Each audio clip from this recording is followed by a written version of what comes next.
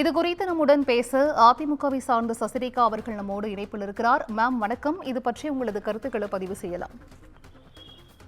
வணக்கங்க. தேர்தல் அரசியல் ஆரம்பித்த காலத்தில இருந்து வாக்குரிமை என்பது அனைத்து மக்களுக்கும் இருக்கிறது.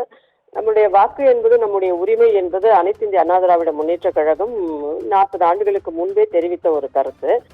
இதை பொறுத்த வரைக்கும் பாத்தீங்கன்னா உங்கள் யாருக்கும் ஓட்டு போடும் உரிமை இல்லை என்ற நிலை வரலாம். இந்த தவறான தகவல்களை அவர் அதுல சொல்லியிருக்காரு.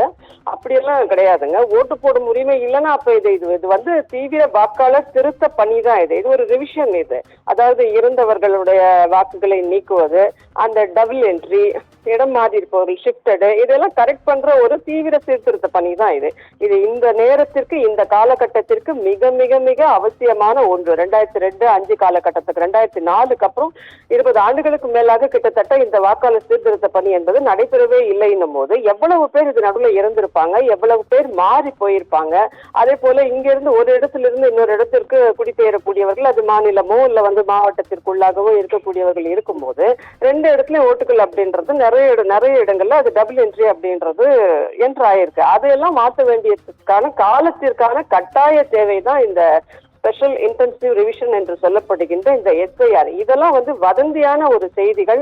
இது வந்து அதை பற்றின புரிதல் இல்லாமல் அரசியல் காரணங்களுக்காக சொல்லக்கூடிய ஒரு மேம்போக்கான ஒரு போக்காதான் இந்த சேருக்களை நான் பாக்குறேங்க.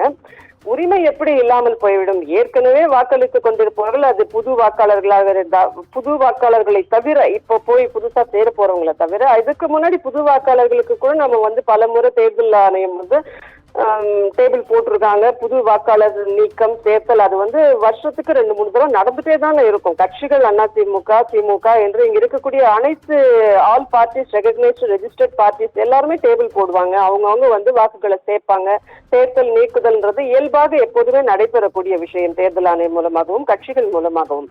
அப்படி இருக்கும்போது பழைய வாக்காளர்களாக இருப்பவர்கள், அது whether it might be senior citizen இல்ல யாராக இருந்தாலும், வாக்குரிமை 18 வயதிற்கு மேற்பட்ட வாக்குரிமை இருக்கக்கூடிய எல்லாருக்குமே ஓட்டர் ஐடி இருக்கும். அவங்களோட பாகம் எண், பூத் எண், எந்த இடத்துல ஓட்டு போட்டோன்றதெல்லாம் இயல்பாக இருக்கக்கூடிய விஷயங்கள். அது எப்படி ஓட்டு போடும் உரிமை இல்லை என்ற நிலை எப்படி வரும்? எப்படியோ இப்ப வந்து இந்த 30 நாள்ல வந்து டைம் கொடுத்துருக்காங்க. இந்த நவம்பர் 4 டிசம்பர் 4 வரைக்கும், அது வரைக்கும் வந்து அந்த ஃபார்ம்ஸை கொடுத்து இஷ்யூ பண்ண போறாங்க. இப்ப பாருங்க, பூத் ஸ்லிப் அப்படின்றது தேர்தல் நேரங்கள்ல ஒரு 4 நாள் 5 நாள்ல எல்லா வீடுகளுக்குமே பூத் ஸ்லிப் வந்து சேர்ந்துரும்.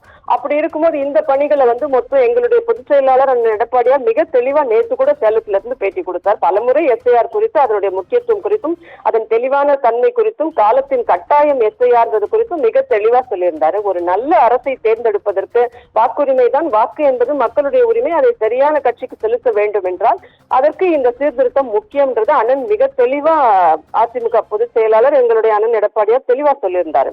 அதாவது ஒரு வீடு வந்து ஒரு இடத்துல பாத்தீங்கன்னா ஒரு 1200 தான் பாகம் அப்படின்றது, 1200 வீடுகள் இருக்கும் ஒரு பாகத்துக்கு, ஒரு பூத்துக்கு அப்படின்னு தேர்தல் ஆணையம் சொல்லியிருக்காங்க.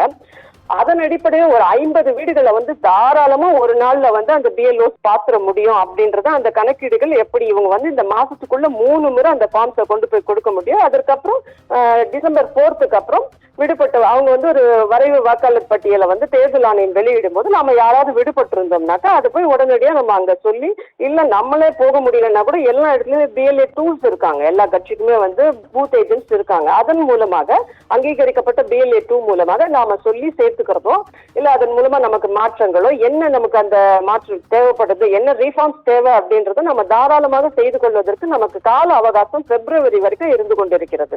இறுதி வாக்காளர் பட்டியல்ன்றது பிப்ரவரி தான் வெளியிடப்படும் அப்படின்றாங்க. அதுக்கான டைம் எக்ஸ்டென்ஷன் கூட இருக்கலாம். ஏன்னா நமக்கு தேர்தல் மார்ச் ஏப்ரல்ல தான் வரப்போகிறது. மிக தெளிவாக வந்து இந்த எஸ்ஐஆர்ல தேர்தல் ஆணையம் குறிப்பிட்டிருக்கிறது. அதிமுகவும் தொடர்ந்து இது வந்து எப்படி, எவ்வளவு தேவை, இது எவ்வாறு சாத்தியம், இது ரொம்ப ரொம்ப முக்கியம்ன்றது சொல்லியிருக்கோம். இன்னொரு விஷயம் சொல்லியிருக்காரு இதுல, புதிய பட்டியல் வரும் வரை நாம் வாக்காளர்களா இல்லையான்றதே தெரியாது அப்படின்னு. இது என்ன மோடி விதை, கண்கட்டு விதைகள் இதெல்லாம் வந்து, இது எப்படி வாக்காளர்களா இல்லையா என்பது எப்படி? இது வாக்காளர் சீர்திருத்தம் தானே இது. அதாவது நான் சொன்ன மாதிரியான இருந்தவர்கள், அதை விடுபட்டவர்கள், டபுள் என்ட்ரி, ஷிஃப்டட், இதையெல்லாம் சரி பண்றது, சரியான வாக்காளர்களை சரியான தொகுதியில் வந்து நம்பர் ஆஃப் ஓட்டர்ஸ் எவ்வளவு அப்படின்றத கரெக்ட் பண்ற ஒரு ரிஃபார்ம் தானே இது. அது எப்படி வாக்காளர்களா இல்லையானா வேற எங்கிருந்து வாக்கு போட முடியும்? இதுதான் உண்மையான வாக்காளர் பட்டியல் வெளியிடுவதற்கான நேரம், சரியான திட்டமிடல் இதுதான் எஸ்ஐஆர் தான். அது வாக்காளர்களா இல்லையானா வேற எங்க போய் வேற யார வாக்காளர்களா நாம நினைப்போம்? ஒரு மாவட்டத்திலயோ ஒரு ஊர்லயோ ஒரு மாநிலத்திலயோ அதை கரெக்ட் பண்றதுக்கு தான் கரெக்டான வாக்காளர்கள், இது பொய் வாக்காளர்கள் இருக்கக்கூடாது, போலி வாக்காளர்கள் இருக்கக்கூடாது என்பதற்கான ஒரு ரிஃபார்ம் தான் இது. அது எப்படி நம்ம வாக்காளர்களா இல்லையா எப்படி தெரியாம போய் இத்தனை வருஷம் நம்ம ஓட்டு போட்டுக்கோன்னா நம்ம கிட்ட ஓட்டர் ஐடி இருக்க போகுது. ஓட்டர் ஐடி மோஸ்ட் ப்ராபப்ளி எல்லார்கிட்டயும் இருக்குதானே போகிறது. புது வாக்காளர்கள் இப்ப வரவங்களை தவிர மற்ற எல்லாருக்குமே. ஸோ அந்த புது நியூ என்ட்ரிஸ்க்கும் இவங்க வந்து அதுக்கான அந்த சட்ட திட்டங்கள் என்னென்னன்றதை தெளிவா கொடுத்துருக்காங்க இந்த எஸ்ஏஆர்ல. அதன்படி நம்ம சேர்க்க போறோம் இல்ல நீக்க போறோம், இதுதானே நடக்க போகுது. அதே எப்படி வாக்காளர்களா இல்லையான்றதுலாம் ரொம்ப எக்ஸ்ட்ரீம் லெவலான புரிதல் இல்லாத பேச்சுங்க. அதே போல ஒவ்வொருவரும் பிஎல்ஓ யார் என்பதை தெரிந்து கொள்ள வேண்டும். நீங்க தெரிந்து கொள்ளணும்னே அவசியமே இல்லை. ஒரு இடத்துக்கும் நல்லா களத்துல வந்து இப்ப எஸ்ஆர் பணிகள் மிக சிறப்பா போயிட்டு இருக்கு. ஒரு தெருவிலும் பிஎல்ஓஸ் வந்து உட்கார்ந்து எல்லாத்துலயும் ஒரு வீடு முன்னாடி மிக தெளிவா விளக்கி அவங்க எழுதிட்டு போய்கிட்டு இருக்காங்க. இதுல திமுக தான் வந்து எங்ககிட்டயே ஃபார்மை கொடுத்துருங்க, நாங்களே வந்து அதை போட்டோ எடுத்து வச்சுக்கிறோம் அப்படின்ற போன்ற பல்வேறு தில்லுமுல்களை செய்வதற்கு. ஏன்னா கடந்த காலங்கள்ல அவங்களுக்கு அது பழக்கம். கள்ள ஓட்டுகள் போட்டு திமுகக்கு கோர்ட் வரைக்கும் போயிட்டு தேர்தல்கள்லாம் வந்து சென்னையில் நடைபெற்ற அந்த உள்ளாட்சி தேர்தலாம் ரத்து செய்யப்பட்ட வரலாறுலாம் திமுகவுக்கு உண்டு. அதன் அடிப்படையில் அவங்க தான் பல இடங்கள்ல தில்லுமுள்ளு செய்யறாங்க. நாங்க அதிமுக அங்கங்கே இருக்கக்கூடிய தேர்தல் அலுவலர்கள் கிட்ட கம்ப்ளைண்ட் கொடுத்துட்டு தான் இருக்கோம். ஸோ பிஎல்ஓஸ் வந்து எல்லா இடத்துக்கும் வராங்க. யார் வேணாலும் அவங்கள அணுகலாம், ஃபார்மை வாங்கலாம், திரும்ப நம்ம ஃபில் பண்ணி கொடுப்பதற்கான அவகாசம் நமக்கு இருக்கிறது.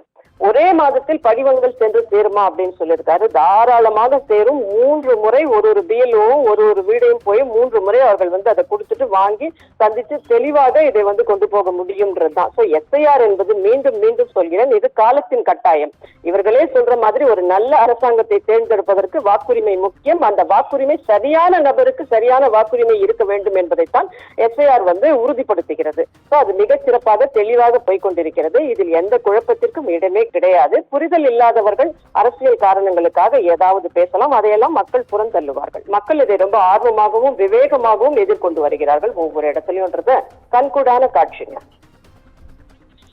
நன்றி மேம். இணைப்பில் வந்து உங்களது கருத்துக்களை பதிவு செய்தமைக்கு நன்றி.